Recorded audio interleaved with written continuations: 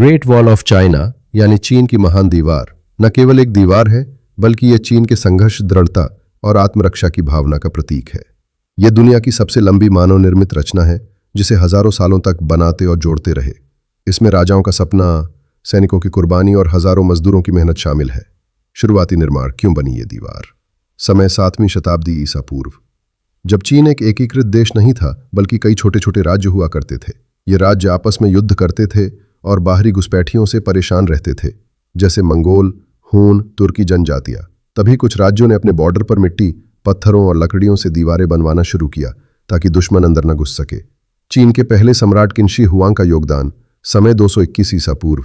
किनशी Huang ने सभी छोटे राज्यों को मिलाकर पहली बार एकजुट चीन बनाया। उसने अलग अलग राज्यों की बनी दीवारों को आपस में जोड़ना शुरू किया जिससे एक लंबी दीवार बन सके। दीवार जिन क्षेत्रों से होकर गुजरी, आज के हिसाब से प्रांतों से Hebei, Beijing, Tianjin, Shanxi, Shaanxi, Gansu, Inner Mongolia, Ningxia, Liaoning. इस निर्माण में लाखों मजदूर, कैदी और सैनिक लगाए गए। कठिनाइयाँ, कहा जाता है कि जब दीवार बनाने के लिए मजदूर कम पड़ जाते थे तो सिपाही किसी को भी, ओन चाहे वो बूढ़ा हो, जवान हो, किसान हो या व्यापारी, सीधे गांवों से उठा कर ले जाते थे। लोगों को उनके परिवारों से जुदा कर दिया जाता और उन्हें दूर पहाड़ों पर ले जाकर जबरन काम पर लगाया जाता था। कई लोग वहीं काम करते करते मर जाते और उन्हें उसी दीवार में दफना दिया जाता था। इसलिए इस दीवार को लोग आज भी सबसे लंबी कब्रगाह, वर्ल्ड्स लॉन्गेस्ट ग्रेवयार्ड कहते हैं। मिंग राजवंश के समय दीवार का सबसे बड़ा विस्तार, समय 14वीं से 17वीं शताब्दी, 1368 से 1644। मिंग वंश ने इस दीवार को और मजबूत बनाया पत्थरों, ईंटों से। और जब उनके पास सीमेंट या गारा मसाला नहीं था पत्थरों, ईंटों को जोड़ने के लिए, तो उन्होंने मजबूरी में चावल को पकाकर उसे ईंटों और पत्थरों के बीच चिपका दिया ताकि चीज़ें एक दूसरे से जुड़ जाए। ये बात आम तौर पर किसी मजबूरी, जुगाड़ या कठिन हालात में काम चलाने के लिए कही जाती है। कई जगहों पर किले, प्रहरी टावर और सैनिक पोस्ट बनाए गए। दीवार को इतना मजबूत बनाया गया कि यह सदियों तक टिकी रही। ग्रेट वॉल ऑफ चाइना के निर्माण के दौरान लगे अनुमानित मृत्यु संख्या। चिन वंश लगभग 221 से 207 ई पूशिसे में अनुमानित 400,000 मजदूरों की मृत्यु हुई। मिन वंश 1368 से 1644 ई पूशिस की अवधि में मृतकों की संख्या 1 मिलियन तक पहुंचती है। कुल मिलाकर 13,000 मील से अधिक लंबाई की दीवार के निर्माण में शामिल लगभग 1 से 1.6 मिलियन मजदूरों में से 40-50% यानी 400,000 से 800,000 या इससे अधिक लोग मरे। मिथक, दीवार के अंदर दफन शव। लोक कथाओं में कहा जाता है कि भूखे पीसे मजदूरों को दीवार पे भीतर दफना दिया गया, लेकिन कोई वैज्ञानिक या पुरातात्विक सबूत सामने नहीं आया। प्रसिद्ध लोकगीतों और कविताओं जैसे मैडम चिलियांग या मैंग जियांगनू में ये कल्पना की गई है कि मृत अवशेष दीवार को थामे हैं, लेकिन ये केवल रूपक है, वास्तविकता नहीं। असलियत में मृतकों को दीवार के बगल या पास सामूहिक कब्रों में दफनाया गया, दीवार के अंदर नहीं। कारण बहुत कठोर श्रम संविधान, दिन में 14 घंटे का काम, चरम मौसम की स्थिति, पोषण और स्वास्थ्य की कमी। दंड के रूप में जबरदस्ती श्रम, सैनिक, किसान, कैदी सभी को काम पर लगाया गया, जिसकी वजह से जीवन बड़े जोखिम में रहा।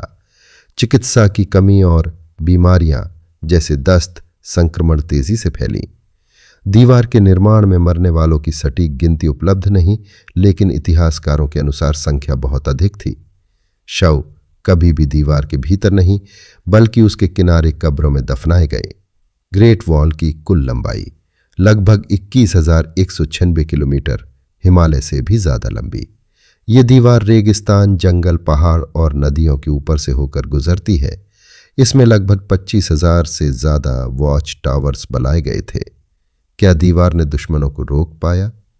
दीवार के कुछ फायदे। चौकसी और निगरानी।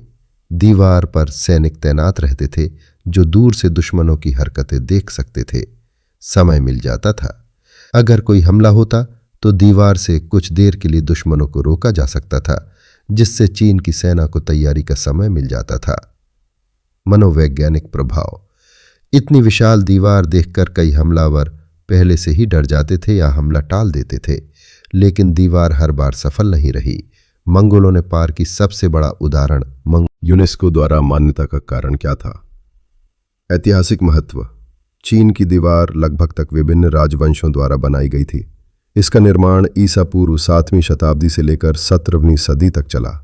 यह दीवार न सिर्फ एक किला या रक्षा तंत्र थी, बल्कि उस समय की राजनीतिक शक्ति, रणनीति और संस्कृति का प्रतीक भी थी। वास्तुकला की अद्भुत मिसाल। हजारों किलोमीटर लंबी ये दीवार कठिन पहाड़ों, रेगिस्तानों और नदियों के ऊपर से गुजरती है। इसे पत्थरों, ईंटों, लकड़ी और यहाँ तक कि चावल के आटे से भी बनाया गया था। मानव श्रम और बलिदान की गवाही। इसे बनाने में लाखों मजदूरों, सैनिकों और कैदियों ने हिस्सा लिया। कई लोगों की मौत तक हो गई और आज भी इसे दुनिया का सबसे लंबा कब्रिस्तान कहा जाता है। संस्कृति और सभ्यता का प्रतीक। दीवार केवल एक सैन्य रेखा नहीं थी, यह चीन की आत्मा और राष्ट्रीय गर्व का हिस्सा रही है। इस दीवार ने विभिन्न सभ्यताओं के बीच संपर्क और संघर्ष दोनों को दर्शाया है। यूनेस्को का उद्देश्य था कि इस ऐतिहासिक धरोहर को संरक्षित किया जाए ताकि आने वाली पीढ़ियां भी इसकी महत्ता को समझ सके। इसे विश्व धरोहर स्थल घोषित करके अंतर्राष्ट्रीय समुदाय को इसकी सुरक्षा के लिए जिम्मेदार बनाया गया। क्या बदलाव आया इसके बाद? संरक्षण का कार्य तेज हुआ। दीवार के क्षतिग्रस्त हिस्सों की मरम्मत शुरू हुई। पर्यटन को बढ़ावा मिला। पूरी दुनिया से पर्यटक इसे देखने आने लगे। स्थानीय लोगों को रोजगार मिला। गाइड, होटल, हस्तशिल्प आदि में लोगों की भागीदारी बढ़ी। यह दुनिया के 7 अजूबों में से एक मानी जाती है। Tourists in great wall of China. पर्यटक यहाँ क्यों आते हैं? इतिहास को जानने के लिए। यह दीवार 2000 साल से भी ज्यादा पुरानी है, जो चीन के पुराने साम्राज्यों की रक्षा के लिए बनाई गई थी। प्राकृतिक सुंदरता।